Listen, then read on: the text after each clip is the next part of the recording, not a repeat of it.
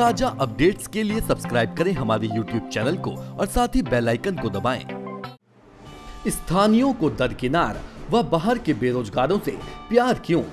जी हां, इस बात का खुलासा हमने अपनी पिछली खबर में भी किया था, जब एक पीआरडी के जवान बरू सिंह तोमर ने अपने ही विभाग की कार्यप्रणाली पर कई सवाल खड़े कर दिए थे। वहीं बीते दिनों मेयर गामा की बेटी की नियुक्ति प्रकरण सुर्खियों में रहा और मेयर गामा ने अपनी प्रतिक्रिया देते हुए कहा कि उनकी बेटी श्रेया उनियाल की भर्ती पीआरडी के नियमानुसार ही की गई है। तो वहीं अब इस हाई प्रोफाइल मामले में पीआरडी के उपाध्यक्ष पद पर काबिज दर्जाधारी मंत्री जितेंद्र सिंह रावत उर्फ मोनी भी मेयर गामा के समर्थन में आते दिखाई दे रहे हैं।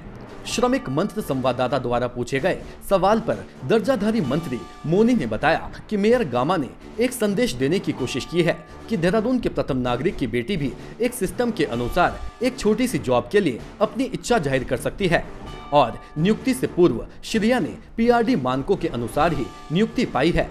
अब दर्जाधारी मंत्री की बातों में कितनी सच्चाई है, इस बात की पुष्टि जांच के बाद ही हो पाएगी और तभी दूध का दूध और पानी का पानी होगा।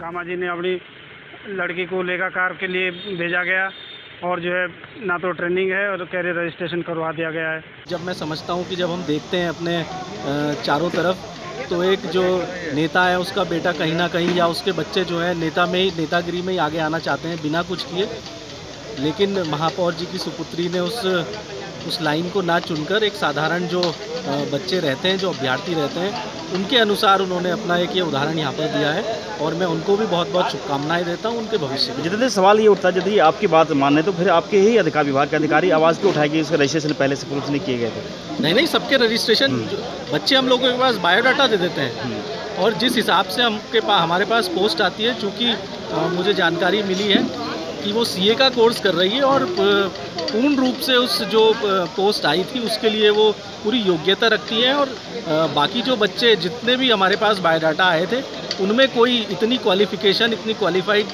जो अभ्यर्थी थी वो नहीं थी, इस कारण उसका हम लोगों ने नाम भेजा। मुनी, सवाल मेरा ये है कि आपके डायरेक्ट निदेशक ही सवाल उठा रहे हैं कि इसमें रजिस्ट्रेशन पूर्व से श्रेया का नहीं था उसमें विभाग में।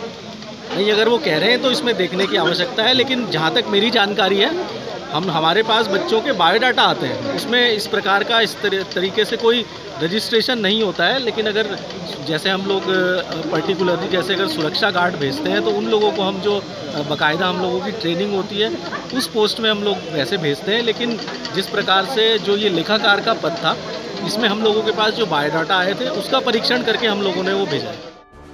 देहरादून से श्रमिक मंच के लिए स्टोरी हेड आलोक शर्मा की report. DD College Dehradun. Admission open for academic session 2020-2021. Course available BSc in Computer Science, Agriculture, PCM or CBJET, MSc Physics, MSc Chemistry, MSc Mathematics, BBA, BCom Honors, MCom, BA, MA English, MA History, PG Diploma and MA in English, B.Ed. DD college में अब college courses के साथ ही defence, medical, engineering और government sector exam की preparation भी होती है। चले DD कॉलेज की ओर, पाए एक सुनहरा भविष्य।